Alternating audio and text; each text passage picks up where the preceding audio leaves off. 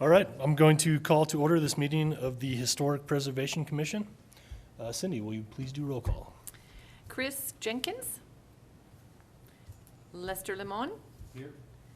Mike Madone. Here. Rich Millard. Jim Nelson. Here. Cindy Nordell. And Mildred Wentz. All right, has everyone had a chance to look over the minutes from last meeting? Are there any additions or changes? They look fine to me. I'll Okay. move that they be adopted as presented. All right, we have a motion. Is there a second?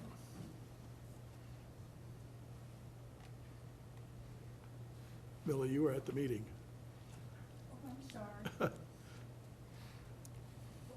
I'm sorry, I wasn't You- paying attention. We have a motion from Jim to approve the minutes. Yes, Do you want to second the motion? second. All right, Cindy, roll call. Lester. I will abstain due to my absence.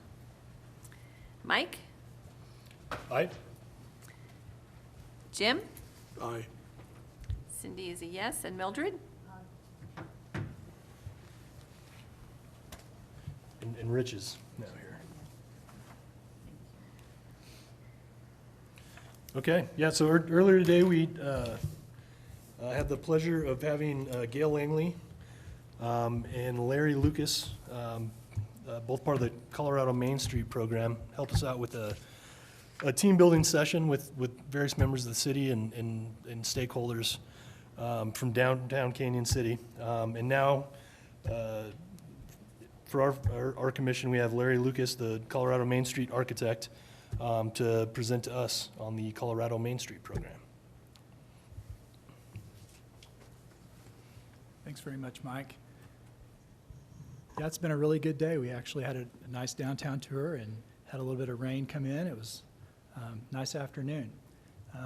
This morning.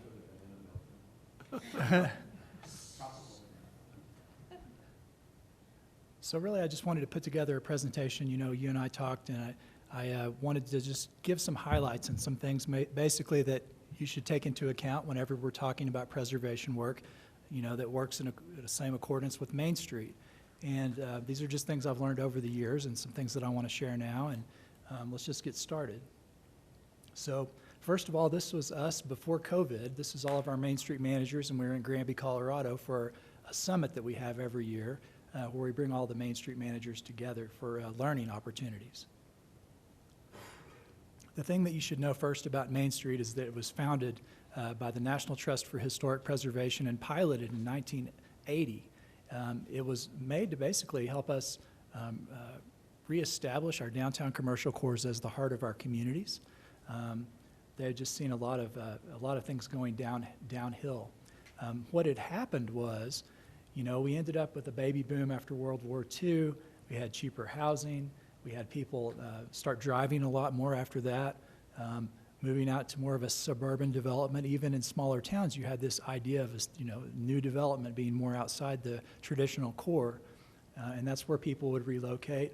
And we see this all over the place, you know, with folks moving out of the downtowns, and then the downtowns kind of falling into a period of disinvestment, which is really what happened. You know, you know, as far up until about 1980, when the Main Street program was founded, you know, we saw downtowns that looked a lot like here on the bottom picture, which we would have a lot of things that were just, you know, history that was lost because it was covered up a lot of times, and are treated inappropriately or not maintained, and we ended up with a lot of these problems. And you know, why is that? I think there's some good reasons, and these are some of the reasons that I see in communities all across the state. You know, these are probably your, you know, top 3, top 4 things. But you have absentee owners that maybe, you know, they don't really care to take care of their properties. So these buildings will continue to fall into decay. A lot of times they're just waiting to sell for $1 million or, you know, whatever they think is going to happen. But, you know, they're losing a resource. They're using the use of the resource, and it's really a public nuisance if you know, boil it all down to that.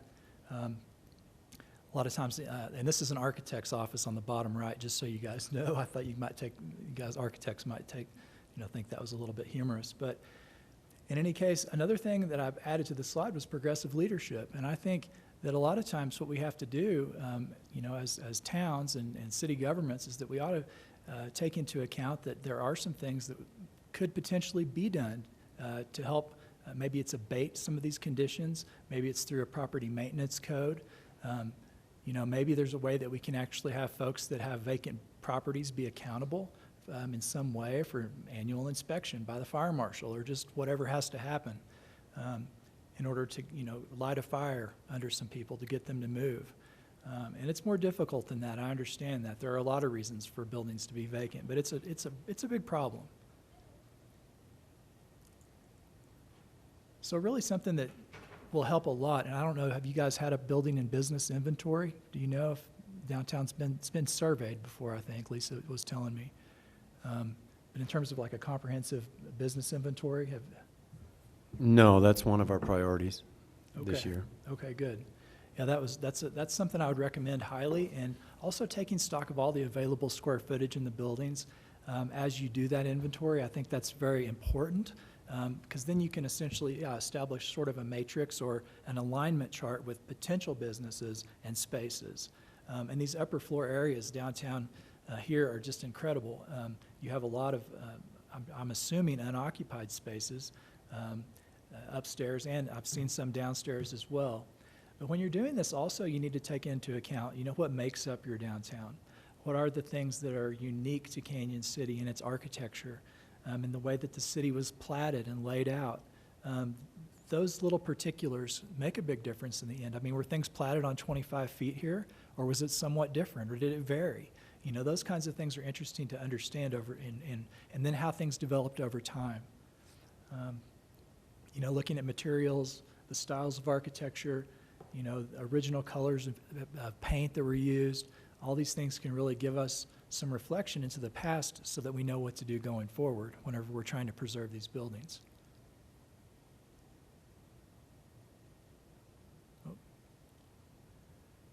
So one of the biggest resources that I find at this point, whenever we're starting to research our downtowns, is to actually pull out the Sanborn maps.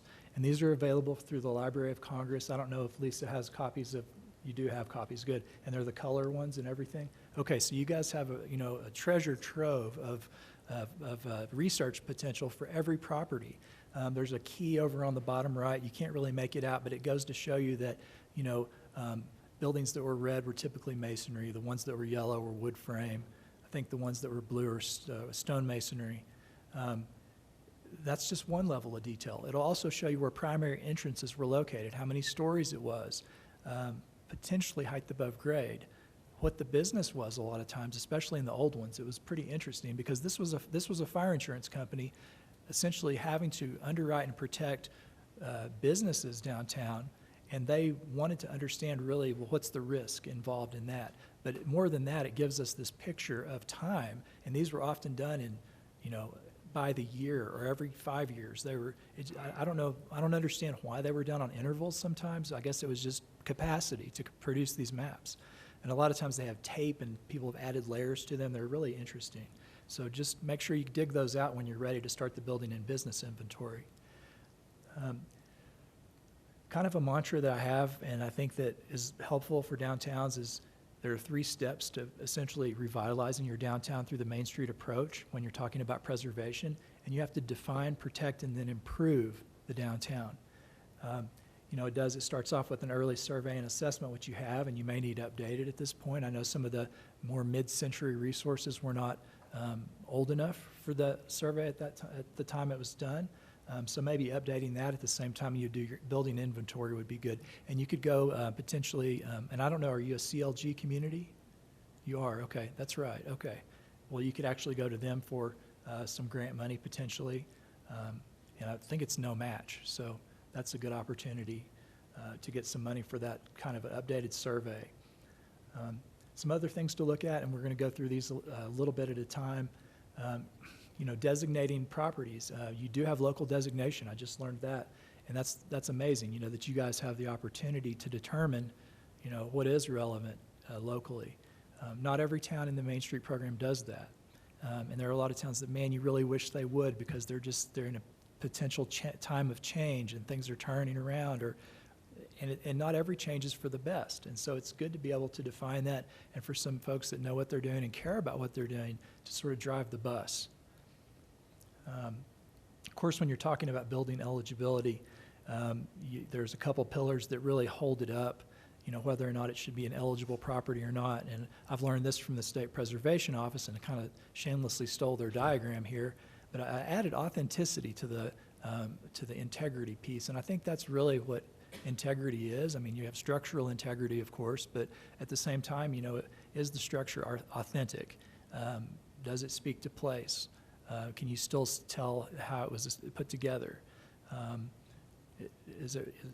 Does it make sense for the time that it was constructed? Does everything visually fit your idea of history that you could touch? And so on that, and in that way, you guys know about local designation, and that's really the bottom line, is that for any kind of, and I hate to use the word policing or measured change or carefully considered change, that you guys have the opportunity to determine what is an appropriate change to a property or what is not an appropriate change. And that's important. And I know there are probably standards that I don't know what you review against. And I'll talk about that in a second. But just know that the National Register, it's very illustrious. It carries that weight with it and everything, and it's wonderful. But it's just an honorary designation. It doesn't mean anything legally, and you guys probably understand that. But a lot of folks don't. And so when you're working with people, you want to impress upon them that being listed at on the state register or the National Register, if the property would be eligible for those, then that's really a good thing to pursue. It just makes your downtown a lot stronger when you have National Register buildings. But it doesn't carry any kind of, well, you must follow the Secretary's standards for these buildings, because it doesn't mean they can't change it or paint it pink, unfortunately, but you guys can. So that's the important thing. And a lot of our towns don't have a local commission or designation. So, you're ahead of the curve there, and that's really great. Well, what can the city do to support this? Essentially good planning. And I think, you can't have sustainable development without historic preservation as a component. I mean, you can have preservation on its own, but if you're after your long-term growth, then you have to have a component of historic preservation hopefully into the town's master plan, or into at least some sort of a downtown plan, or something that would, be connected directly to the city, to the town plan. And that's important for a lot of reasons. That way, when you're going for grants or things like that, then you can actually show that the preservation work, and even down to the particular project, is directly linked to the town's goals. So you can go for those kinds of opportunities that are really the big picture type grants and things like that, because it aligns with the town's goals. Some of the things I've seen downtown just walking around the day, and I'll admit I haven't been here since I was a kid, which is terrible. I've only been in Colorado for 4 years now, but I haven't had a chance to visit, and I'm so glad I did. The streetscape, is very well done, very walkable, no hazards, anything like that. So we took some photos of one of the intersections that showed, that it was a safe place for pedestrians of all ages and walks of life, and that puts you ahead of the curve too, because now you have this palette that you can that's always changed. I mean, it was dirt streets at one point. We didn't have sidewalks probably. These are all our amenities that we've made, in some ways because of the automobile, but in other ways just because of technology and what's available and the machinery to make it. But you're ahead of the game there too.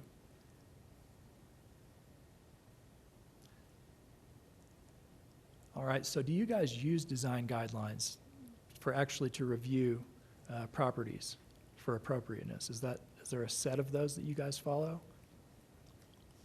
In our application,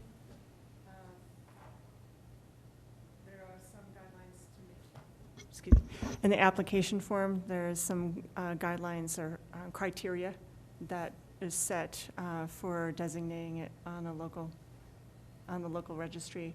But for design purposes, for any building that's within a contributing building to the historic downtown, no, not yet. Okay. Yeah, that's an interesting place to be, and it's, I think, which way you go with design guidelines is important. I think that, you know, if you're at the point of maybe a survey is really important to get done soon, because then you're going to know what's relevant in terms of style. And then, you know, you develop these locally, even though there's been 1,000,001 of these design guidelines. You know, a lot of communities have them, and you can use those as models. But, you know, all that to say, you should have your own too. And there are good formulas, and we have examples of those that I'm glad to provide examples of ones that I think are successful, or just, you know, for your size town, and there are different ways to do those. But I guess, you know, going through the notes here, something that I've seen a little bit more common now, instead of more of just drawn details and examples, is you'll see photographs of do this, you know, alteration, but not this. So they'll have good and bad photos of, say, signage, or lighting on signage, or you know, masonry repair. You know, you could really use photos, and of course that means pulling out the good and the bad, and sometimes you might have to hunt for photos of certain things, but it's helpful, I think, for folks whenever they can put a visual picture with something, especially about style, which is often really hard to convey in design guidelines. The most important thing, though, I think, is sticking with the national standards, the Secretary of the Interior standards. There's some for the rehabilitation standards are kind of the most flexible. Those are the ones that you have to follow to attain tax credits through the federal government and the state government, state SHPO. But, you know, there are different levels of preservation, too. You know, we can actually, you know, it's great to rehabilitate a property and potentially even keep it for the use that it's already had, and continue that use. But, you know, sometimes the property's lost a lot of integrity, or some key components are missing, and we have to, you know, move back more into a restoration framework. And they work seamlessly together. It's not like you say, oh, this is a restoration project strictly.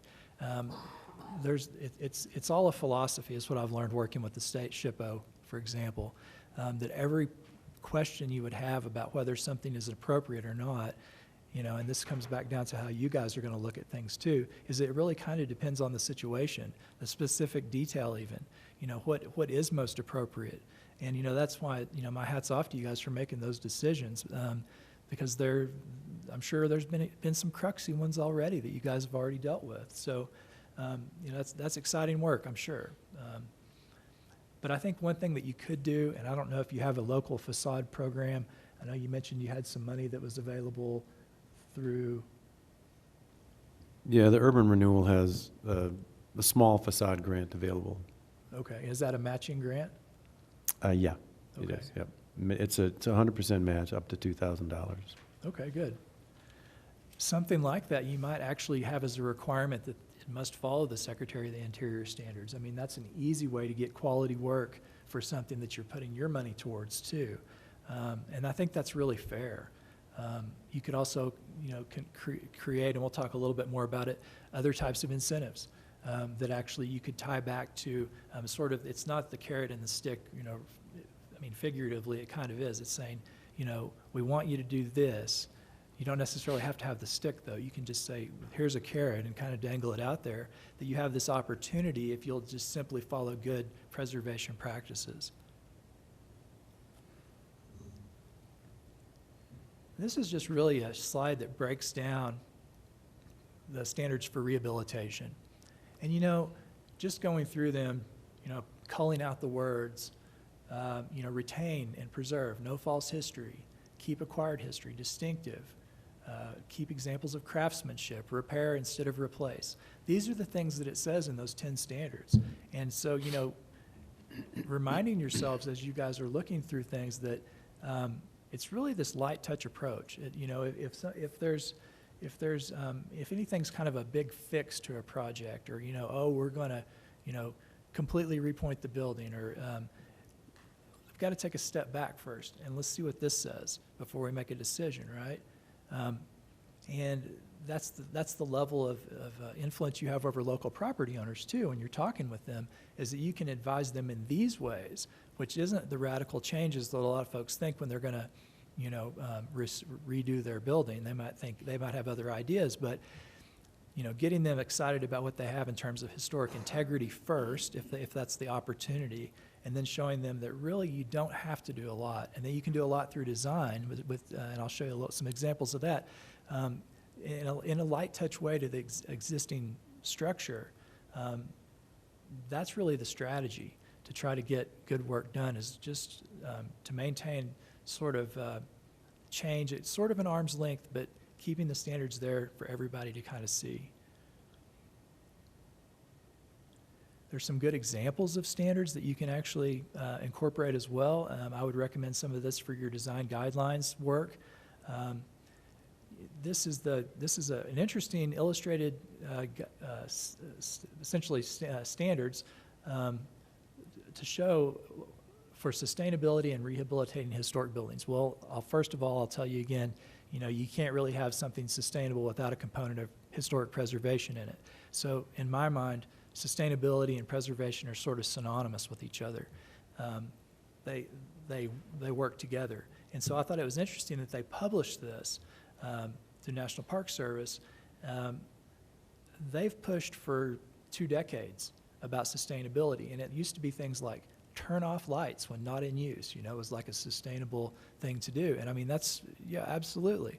But now they're getting to the level where they're actually giving you more examples of how to, update mechanical systems, and they're constantly doing this research. So, I would say if you haven't found these preservation briefs that Technical Preservation Services puts out, I think there's 50. In any case, they're really wonderful resources to show through tried and tested methods the best way to take care of, say, stained and leaded glass. How do you mothball a historic building? There are examples of, and they're a little bit all over the place, but if you have a question, there's a good chance that it's a pretty common question. These buildings aren't, super technologically spaceship advanced. So this can cover quite a bit, and there are some other resources as well. But I think all that to say that these buildings are inherently sustainable, and that there are ways to take care of them, because the materials were made to be repaired or replaced by component at a time, instead of just say taking out the whole window. You can repair what's there, and that's sustainable. Another cool resource that APT has, and it's hard to see at the bottom because of the script that's coming up, it's the Building Technology Heritage Library. And it's a free resource. It actually has all the old kind of parts catalogs for like Sears homes. You can find those.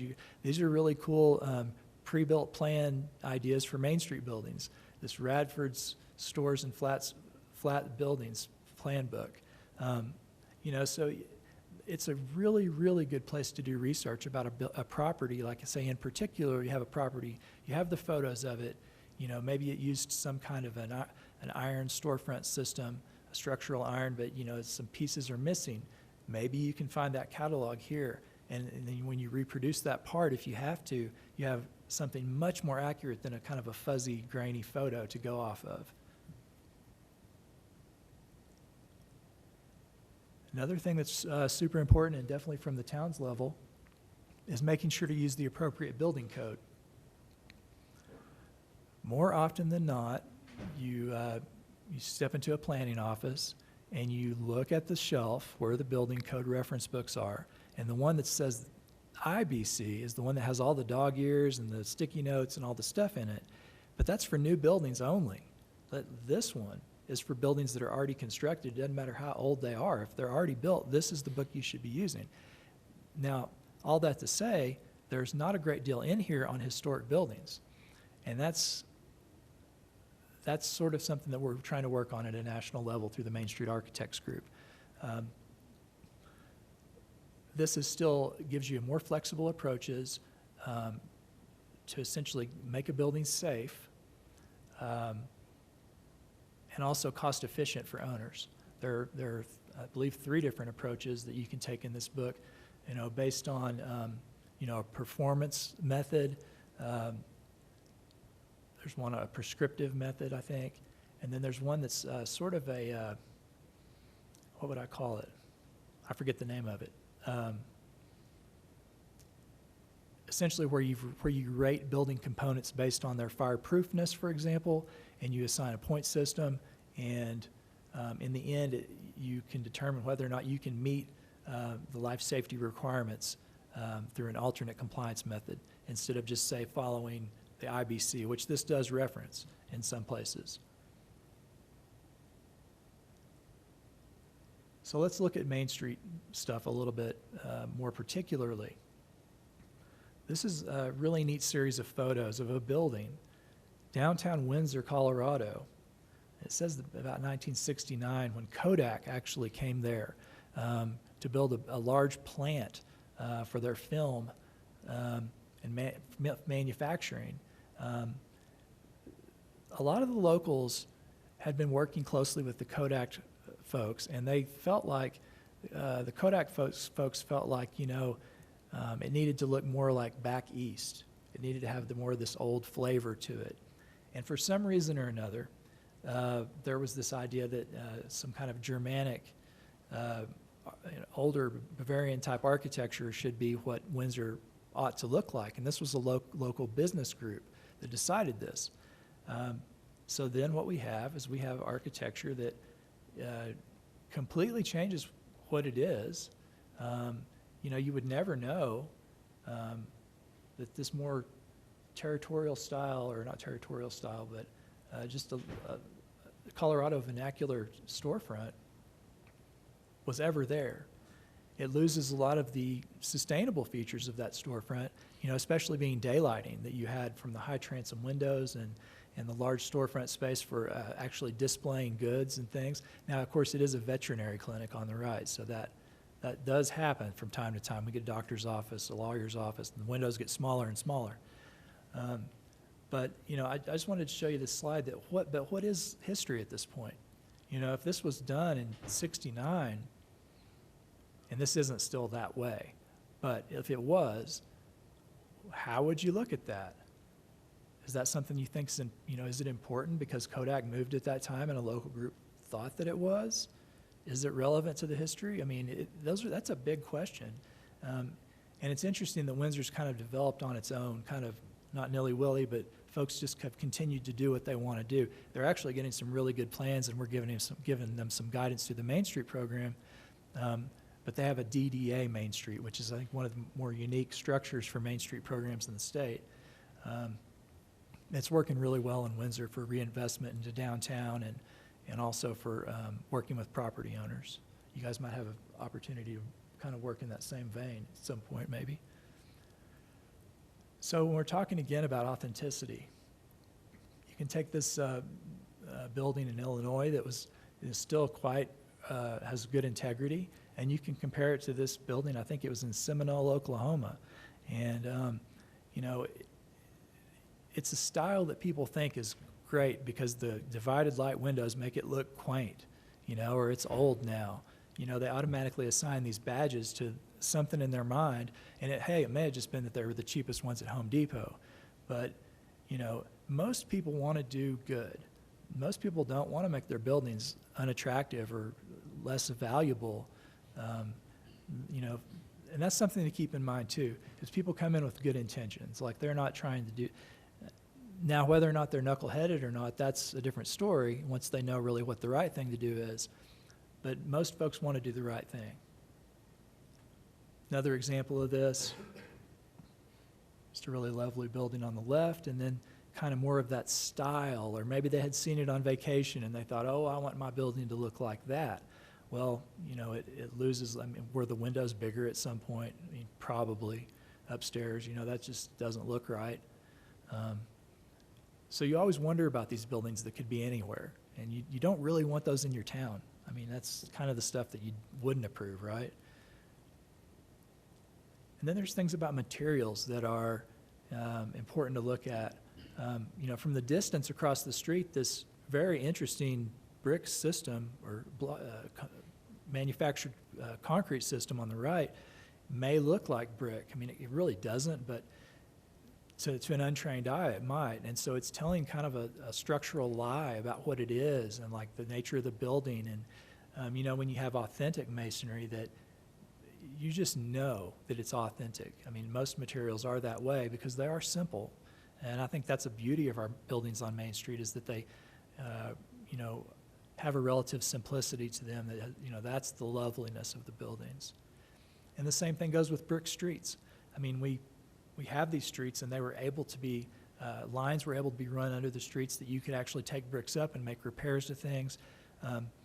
It was sort of the best technology of the day, and it still works really well. It's labor intensive.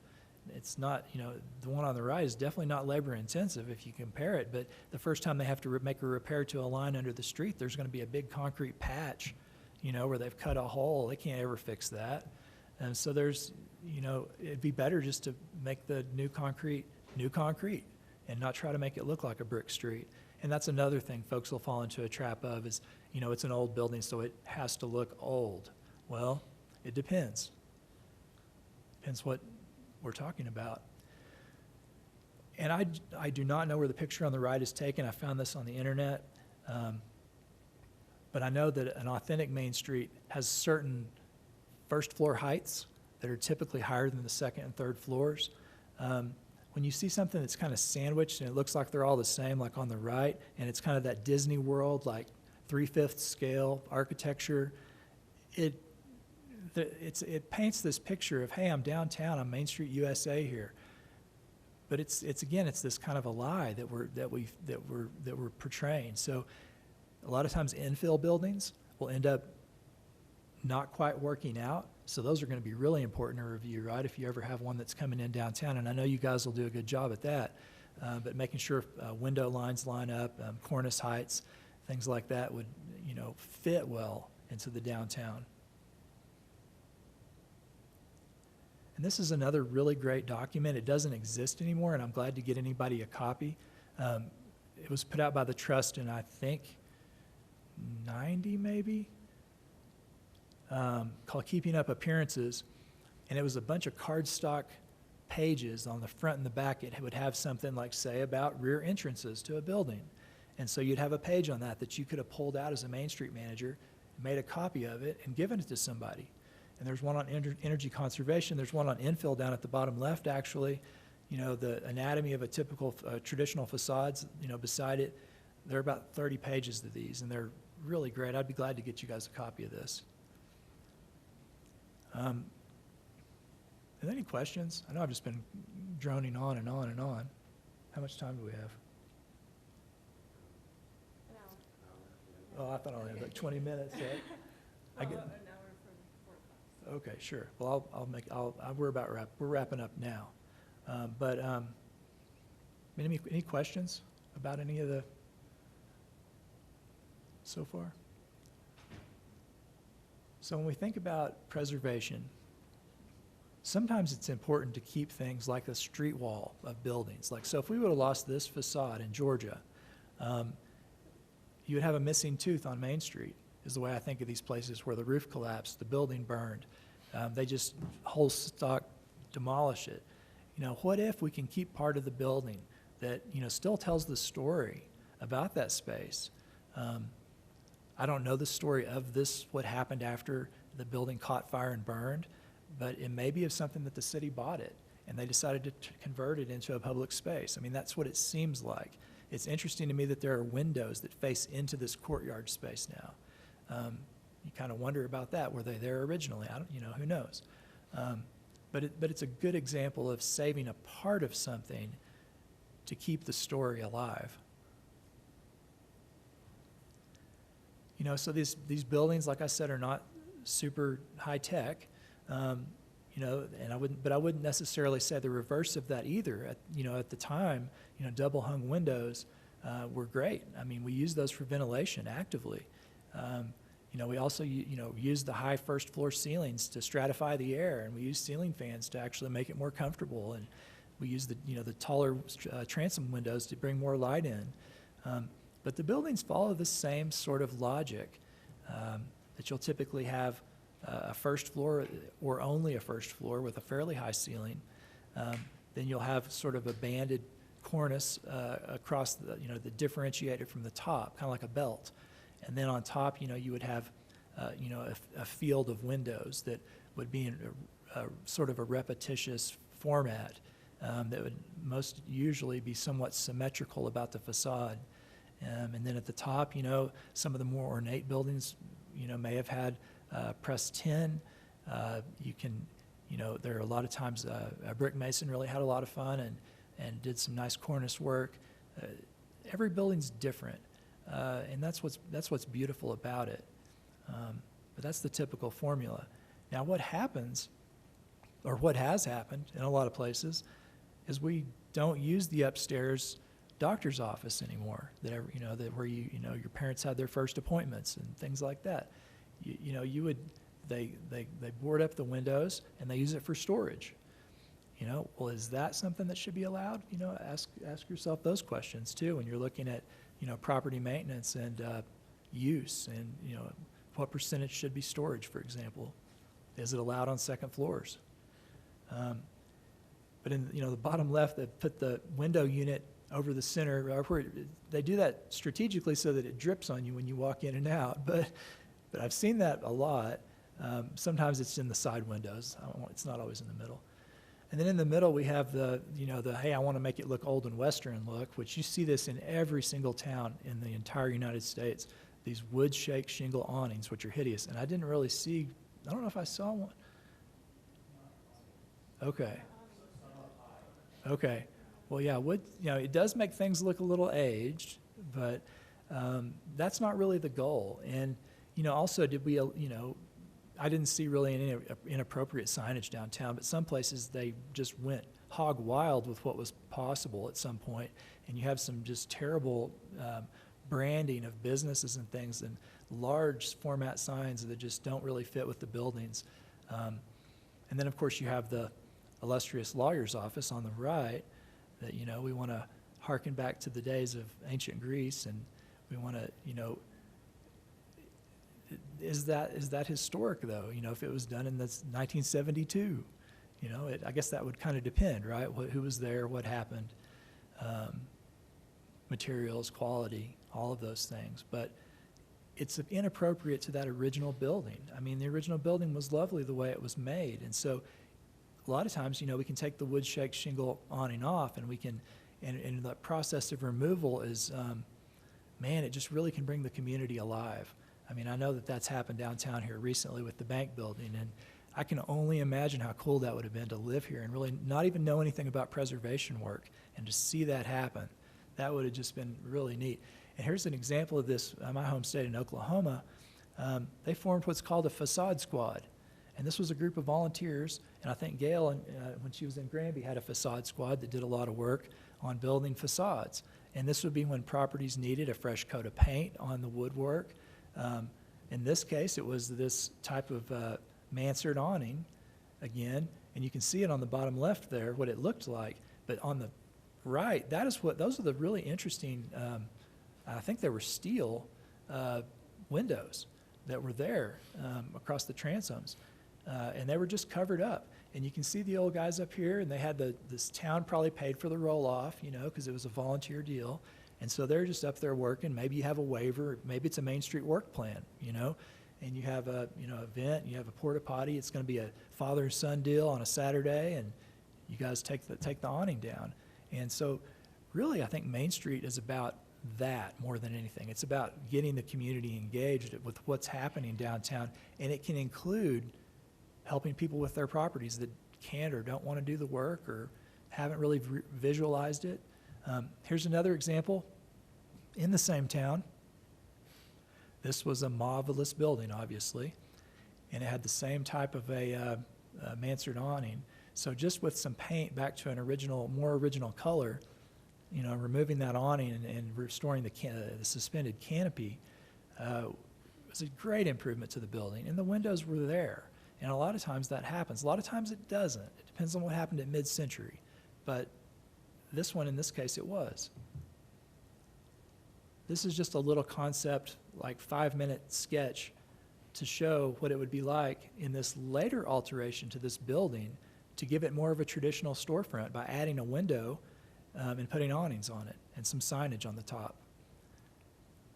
So those are the kinds of things that you could do really quickly. Here's another one to add color to a building that this originally was an auto shop. You can, on the top, on the left picture, the doors on the furthest to the right, that was not originally a storefront entry system. That was a garage door. And so it was an auto garage. Now it's a liquor store and a convenience shop, and then there's a restaurant in the back, but the restaurant never got any traffic, so why not give it a different color? You can have a lot of fun with paint. That's something I really believe in, and also with awnings. You know, putting signage on awnings is something that you may or may not allow locally, but you can certainly do new signs, you can do lighting. There are things to make a building much more attractive. Here's another example. This is an example of something that was hiding all along. They, you know, only historians knew this was here. But it was originally a J.C. Penney building that somebody had run into the corner of the building and damaged it, and so they decided just to cover it all up and just change it because it was, you know, a lot cheaper to do this and put aluminum storefronts in when all that was basically there. I think some of the storefront in the center had to be rebuilt. But in any case, there's a lot of things hiding sometimes, and especially downtown here. This is definitely in my slide deck now because, you know, who would have known you to find a whole building underneath a slip cover? You know, it reminds me of this funeral home, and then all of a sudden, you know, it transforms into this, you know, really centerpiece for downtown. You know, so good work on that. But not everybody can go to that level of change with their property. You know, good design and Main Street design in particular, things are going to happen slowly, you know, over a period of time. When you own and operate your business and it's your nest egg, you know, replacing an awning or changing the paint color and the signage, those are big things. So, you know, really working to find incentive programs that will help local business owners is maybe the best thing you could do moving forward, like in a short term, just to get behind folks for making those smaller changes. And then you want to make sure that you give everybody some recognition for when they've done good. You know, you want to make sure to publicize that. Something I offer for our Main Street towns is that I do come out, I meet with property owners, I'll do conceptual sketches. I don't stamp drawings or anything like that because it's just something we don't want to take the rice out of local architects' bowls. We want to just say, here's an idea, which often leads to work. Belvedere Theater on the top right, it's got some DOLA money that's under the process of rehabilitation right now. But other things we're getting into were more of in the realm of performing like an energy audit, like a baseline one, not where we have the blower doors and the fancy thermal cameras and all of that. I wished we did and had the time to do it. But, you know, walking around looking at the ages of equipment, helping folks make good decisions on how and show them how they can weather strip a window, you know, installing a door sweep, or, you know, or some, you know, just little things like that can actually add up for a business owner and improve their bottom line. You know, working with the town is something that DOLA, that's our bread and butter. You know, Main Street's out of the division or Department of Local Affairs, or excuse me, Division of Local Government. And then this is an incentive sheet. It's on our website. I wouldn't say it's the end all, but there's a lot of opportunities on here around, there's some for public infrastructure, as you can see on the top, preservation incentives, which Colorado does have the best in the country, with a 35% state tax credit, state historical fund, you know, State Historical Foundation revolving loan fund. And, you know, there are other opportunities for green energy financing, which would include like new roofing with insulation, window rehabs and upgrades. And that kind of financing can happen through a couple of methods. You've got the two bigger ones are CPACE, which would be for large projects, which isn't really any Main Street buildings, maybe something like the St. Cloud. But then you do have other projects that are just small, single storefronts where you have maybe a front wall and a back wall, and those could benefit from the Colorado Clean Energy Fund. It's a nonprofit green bank that actually just got its legs to walk this last year, and they're offering some different kinds of incentives, loan opportunities based on what you need. But the idea with these is that you actually save enough energy to offset with your energy bill what you'd be paying in interest plus some. So, you get a net gain if you do good energy upgrades on a building. Now, does everything pencil out? No, it probably won't. Not if we're talking new windows. That's going to be really hard to make up. But, retrofitting windows or rehabbing windows, absolutely. There are ways that you can actually, and they help you do the math. So that's what the programs are pretty self-contained. And we definitely want to push their work because they're helping downtown businesses. And that's pretty much the presentation that I had. Sorry about bouncing around all over the place, but these are the things that popped into mind that I thought maybe would be helpful, and I'll just take any questions if you guys have any. Yep. Thank you very much for the presentation.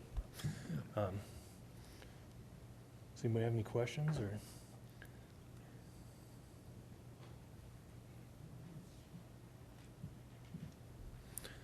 Or maybe I could ask, We got one. So where would you get a hold of those building code books that show about building codes for historic buildings as opposed to building codes for new buildings?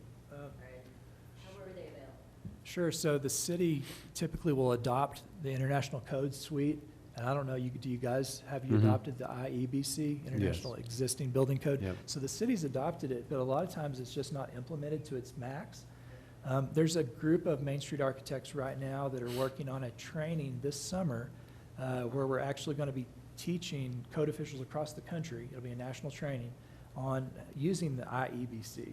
Because it's a little bit, it's more complicated and people just aren't educated in it enough to feel safe about, they'd rather just go with new construction standards, which in most folks' minds means safety, but it doesn't necessarily always mean that it's the best method. That's why there's the other way to look at things. But yeah, so hopefully it's something you can work with the town on and that they could, implement some of the things in that book. I don't think those are on our website. No, that's through the International Code Council. They're free though. You can actually get a free version online. Okay. I have them in my office, Okay. and our city does work with them, and we're at 2018.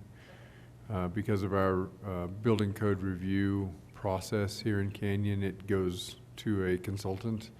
That consultant is very knowledgeable on the ICC body of code books. But yes, we use them all the time, and I have them in my office.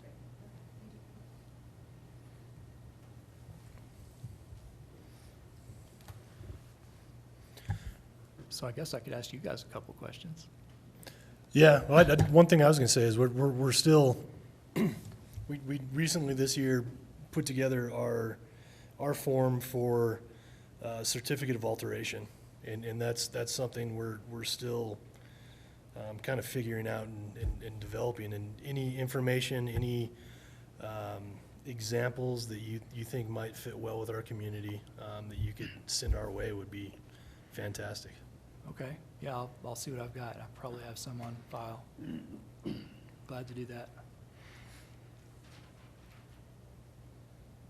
How does that process look if I'm a property owner? How is it with the building permit? I typically would have to. Yeah, so far it would flag if it's part of the historic district or a designated building.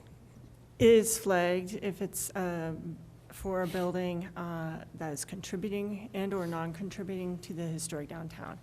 If it's outside of that, then it doesn't get flagged unless it's listed individually, either a state or a national registry. Perfect. And that's, the application, if it is flagged, they have to fill out the form prior to getting a building permit. Yeah, I was just going to say, part of our Part of the city's process is a routing sheet. So all agencies that may be affected or have an opinion or regulation concerning the individual project, that goes out to all of those agencies, including historic preservation, for quick review to decide whether or not it needs to go into further review. I see. Yeah, it sounds perfect. Larry, can you discuss a little bit the DOLA incentives, specifically as they pertain to infrastructure? What types of infrastructure are we talking about? How would that be useful in some of the historic preservation projects? So you mean like support infrastructure, like pipes and curbs and things like that? Well, I guess that's what I'm asking. What types of infrastructure are they targeting for that grant? Well, there's the DOLA Energy and Mineral Impact Fund that really, I think it's pretty much an open book with what towns can use the money for. It has to be good, the projects it's competitive money. I don't even actually, our regional managers, can give you every in and out on that. Christy Doon, I think, is your all's. She's the expert on knowing like what would fit the best with what you guys need. But I know that anything in the public way, anything that's not private property or within the building footprints downtown are things that should be eligible in some way or another for DOLA funds through that fund. Christy will be here in the middle of May, so we'll talk to her about that. Yeah. That'd be good to know. That's always the city wants you to take care of the infrastructure around your building. And nobody wants to do that. And the city doesn't want to say, no, you don't have to do it, so and that's one of the reasons we have the urban renewal, is to be able to help with that sort of a thing. But you're also talking about projects then that you want to have a high enough dollar value in tax increment to benefit, to put toward that infrastructure. So if there's other possibilities out there as well, then that's something good to look into for sure. Well, and there are other agencies that are providing incentives for that type, for certain kinds of infrastructure. Like CDOT has a Revitalizing Main Streets grant. I know you guys have taken advantage of that one. That one's great for improving walkability, bike racks, definitely pedestrian oriented. Gosh, and I could probably ask Gail more about that one, but those can be really good projects. But like I said, you guys already have a pretty good leg up on walkability downtown. I was really proud to see that there was so much work done. That's an expensive project to get to the point where you guys are. So, yeah, that's good stuff. And just to give you a little background, we do have 2 applications in right now for grants. One is for the smaller walkability stuff, the bike racks and the benches and that sort of a thing, the crosswalks, creative crosswalks. That looks pretty promising. Another one is a larger one that would be more for actual road construction and that sort of a thing. So there's some possibilities in the near future for some help in that regard. DOLA also does offer for impact fund infrastructure grants. You can talk to Christie. Impact fund? Okay.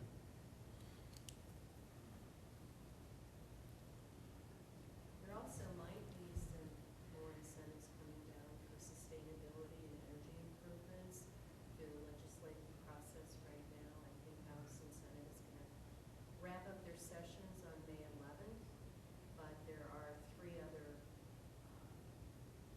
programs out there that is going to incentivize some of these improvements if you can include sustainability in your downtown.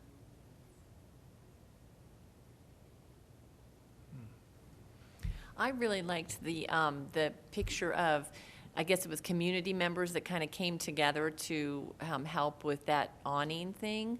Can you elaborate on that a little bit? I mean, are there ideas of, pulling community members together that say, want to be a part of that? I think that would be really interesting. The You bet. facade squad you were talking about. Facade squad. Yeah. So I actually have a work plan for that, a Main Street work plan I could share with you. Do that, please. Sure. Yeah, do that. So that actually originated, at least the idea for the one I know about, in Oklahoma, in a town called Perry, where they created this Main Street work plan called The Adventures of the Facade Squad. And so they have a historic square based around the library, the Carnegie Library in the middle. It's a beautiful little square, but it didn't used to be so. It used to have a lot of these kinds of changes that had happened that, you know, when folks just got tired of the building or they felt the building was getting tired, they wanted to do right and they needed, you know, protect the entry from more rain or whatever the problem was. But they had a ton of awnings to take off, you know, long story short. And they needed to do some painting on buildings. And there were, I believe there was masonry that needed to be repaired. It was kind of this holistic thing. But they, through the Main Street program, actually established a group of folks that were on a design committee that had formed. Sometimes in Main Street, you might have certain folks that are interested more in the public realm and design and buildings. And then, you know, maybe a group that's interested in events and promoting downtown and different things like that. The folks that really know they're organizing the group, they're over here, you know, and then you have the economic developers too, right? So there's the 4-point process, but this one was a design project, and I wasn't around whenever they did that in Perry. It was a long time ago, but I do have the resource. I know the one in Claremore was similar. They basically stole the same idea, but I liked the part about it being a public-private partnership. That, you know, the town would actually chip in and maybe help with a lift or help with a roll-off or something like that, and even maybe some labor if it was like, you know, dangerous work for somebody that didn't know what they were doing, right? That's part of it. The other part is the property owner kind of trusting people to modify, you know, well, we have the photos, right? Like, that's where you start. You say, there might be something really great under there, you know, let's look underneath your suspended ceiling inside and see if the original windows are still there. Yeah. You know, doing that kind of cursory level of research and then getting them excited about it and then having the vehicle to do it at no cost to them, that actually helps work get done faster. You know, because if we're going to, you know, do even a 50-50 match or something like that, you know, well, heck, it's working just fine. Why should we change it? You know, that's understandable. Well, I think that's been a huge piece. I mean, we've had signage up, like the tool right zone, and I don't know, you guys could probably remember some of those things, but that's been my beef for years for the Republican Party, and I was just at the headquarters meeting last night. You guys can all laugh, but that sign just drives me bazonkers, and they were just talking last night. I just emailed you, Lisa, because they were just talking about replacing that sign. I'm like, oh my gosh, this was perfect timing because they could really make a difference with just that image, you know? So anyway, that's great to hear. I love it. Thank you for bringing Sure. that idea. I'll make sure to get you guys that too.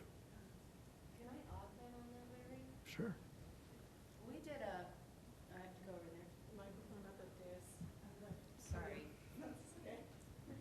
I just wanted to talk for a moment about what some of the other Main Street communities are doing. They also have a facade squad in Victor, Colorado. They have one in Lamar. But when I was in Granby, we started a facade squad through the design committee, like Larry was saying, and we had 4 volunteers.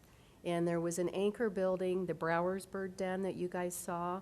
If you had seen that building before, it was just an eyesore. It was falling down, but it was on a critical place in downtown.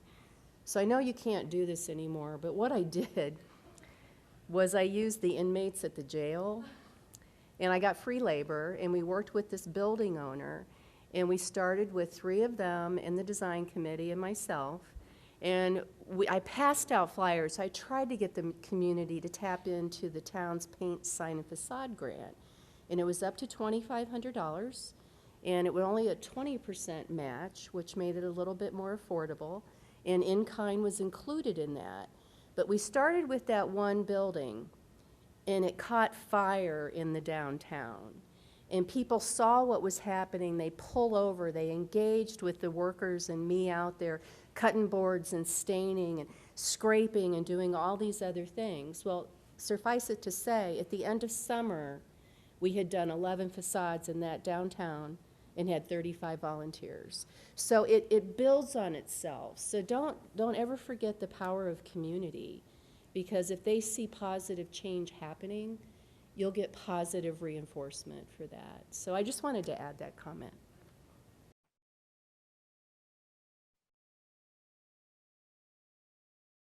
Sorry for taking all the time. I think we went over quite a bit. That's quite all right. Are we getting kicked out at 5 o'clock or? I think we're not able to record anymore. Or Gotcha. stream Okay, live. that's all right.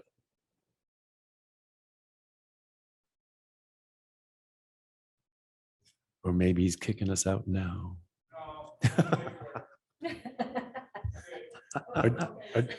So we still live? Oh, okay.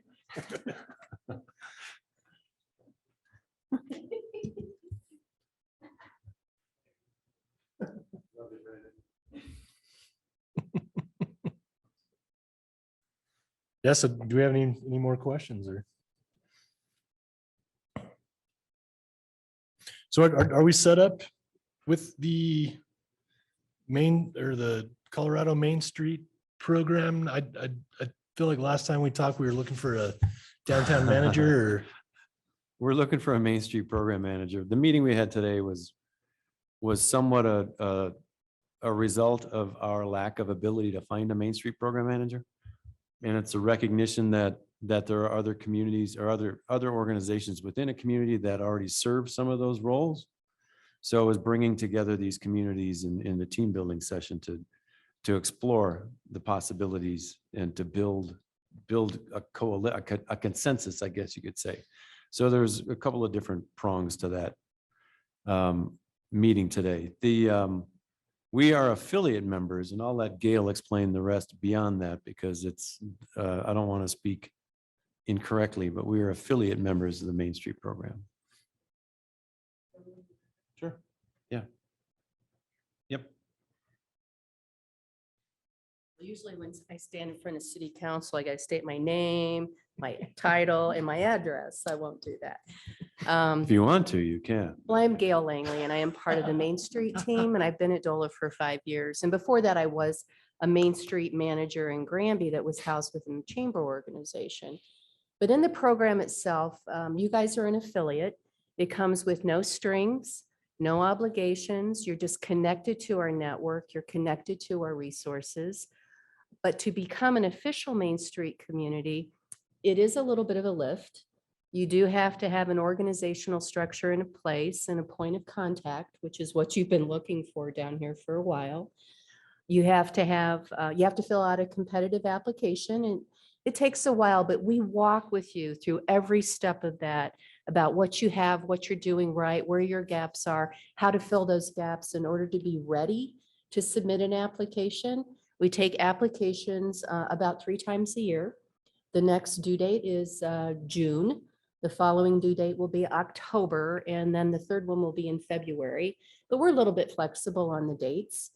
We'll work with you on all that. We'll figure out how to get you into the program. We started down this path with the folks down here in Canyon City back just before the pandemic hit by doing a strategic planning session with the folks that were involved at the time in order to set a really solid foundation for building on everybody working together on common shared visions and goals and moving forward. And then the pandemic hit and things just it was survival mode, so to speak, in the last 2 years. So we're committed to helping you guys if you're interested in the program and we can get an organizational structure in place to getting you into the program. This is a precious, priceless downtown. And I know the resources that we have both in DOLA and with Main Street and with our partner agencies, I think we can help you achieve some of those short, quick wins, plus the longer term vision for restoring your downtown. So happy to answer. That was a real quick overview. There is requirements. We do sign an MOU with the town, regardless of where or who houses the program itself. That can be like a MOU with a chamber or something if they were to run the program down here. But there is some requirements, and for those requirements, we give you technical assistance, education, mini grants, scholarships, and we plug you into our sister agencies who we have a seat at the table with to help be your advocate for the CDOT grants and numerous OEDA grants. Gail, I'm sorry for the minutes. Could you restate what you said? It's an application for what exactly? To be a candidate community. Okay, thank you. There's 3 tiers. And Okay. as you grow and you start to see change and you start to gain momentum, And it's really aligning the town with your key stakeholders and partners and your business community. You move up in the tiers. You go, I hate the names of the tiers. We're going to be redoing that this year. It's candidate, designated, and graduate. As you move up, there's additional financial incentives that we offer along the way. So can't wait to see you guys work with us on submitting an application. I'm ready. Gail, Yes. when I was up at the conference in Denver and they were showing that Main Street video presentation of the towns. Celebrating Main Street? Yes, the Yeah. towns that were involved last year. Yep, we're doing it again now. Yeah, okay. I would love to is that available? It's not available unless you're an official community. Okay. You asked me that at the CPI conference, and we just didn't have the capacity or the consultant services. We're using Pinion Environmental and CPI as partners in that for the video and helping us with the story mapping and the stories and the data scrubbing. I meant I would love to show everyone down here the video. Oh, the for that- video. yeah. Not right now, but just to have access to it. So. It should be on our website. Okay, But that I can was, certainly send that to you, Rich. And also, if you get on DOLA's website, you can see the results of the last year's campaign, all story mapped with their Yeah, state okay. demography office. it was really eye-opening. And there's also a bunch of videos on Main Street that we're putting together for some of our other projects. I've learned video and social media. I'm a little bit in the older camp, the over 60 box. I shouldn't admit that, but I do because I have gray hair. But that is really a way to connect your community as well as the residents and visitors and tourism that I'm sure you guys get tired of in the summer months. But it's just the way that things have changed with the pandemic. So we're trying to stay up with the times. Thank you. Sure. If you're in the community, though, we're probably going to run that campaign, Rich, hopefully for the next few years and really build out those maps.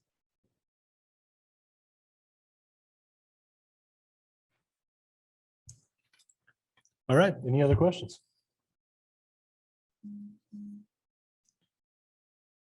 If not, we can move on to the next item on the agenda. Discussion on education and outreach strategies.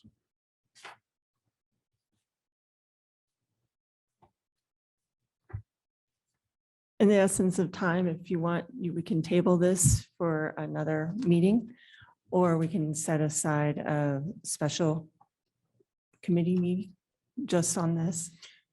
I think last meeting we were talking about having kind of more of a work session. Yeah, a work session. Yeah. This just happened to come up. Right. So to fill the meeting time, we can definitely do that. Table it to the next regular meeting, unless we have a application and a public hearing that needs to take place at that time. We can defer it out again, or we can set a special meeting, work session at a different time. It doesn't have to be during a regular meeting. I think Okay. we also have to review the certificate of alteration and finalize that, don't we? We appointed a committee last time to look it over, but we haven't met. We have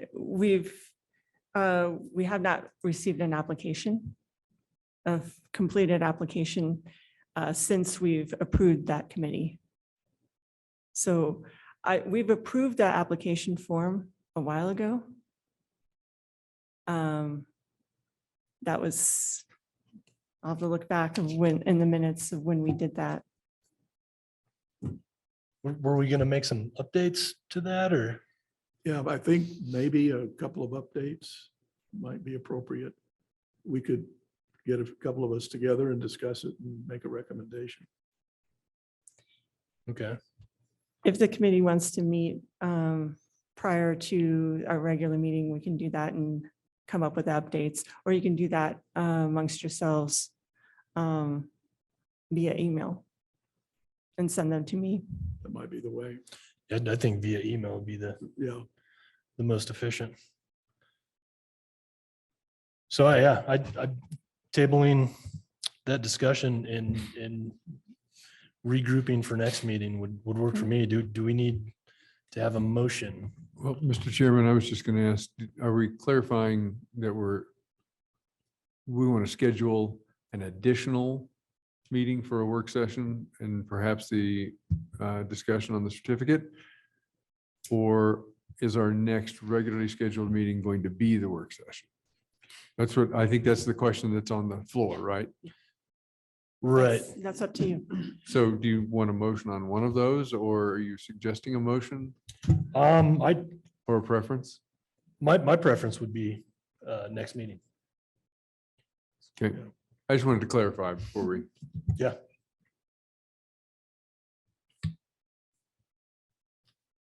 Well, then, Mr. Chairman, I'll go ahead and make the motion that we, due to the tabled nature of item number 5, that we schedule or at least preliminarily schedule a work session on our next regularly met time, which is going to be May 25th, 2022 at 4 p.m., correct? Yes, that'd be my motion. All right, we have a motion. Do we have a second? I'll second. Cindy, roll call? Lester, Yes. Mike, Yes. Rich, Yes. Jim, Yes. Cindy is a yes, and Mildred? Yes. All right, motion carries. Additional announcements and discussion items. I do have a couple announcements. May 2nd, at the regular city council meeting, the city council will be looking at a proclamation for National Historic Preservation Month, which is May. They'll be announcing that and voting on that at that time. We are hoping to do something small in regards to Historic Preservation Month via social media on the museum's website. Then and now photos of some of our historic buildings that may not be still standing and some that are. The other upcoming training opportunities, there will be a disaster management planning and historic districts webinar on May 18th from noon to 1 p.m. And this is through the CLG training portal. And they'll also have another actually in-person workshop, CPI training on window restoration in Saguache on June 4th. And you can also register for that via the CLG portal.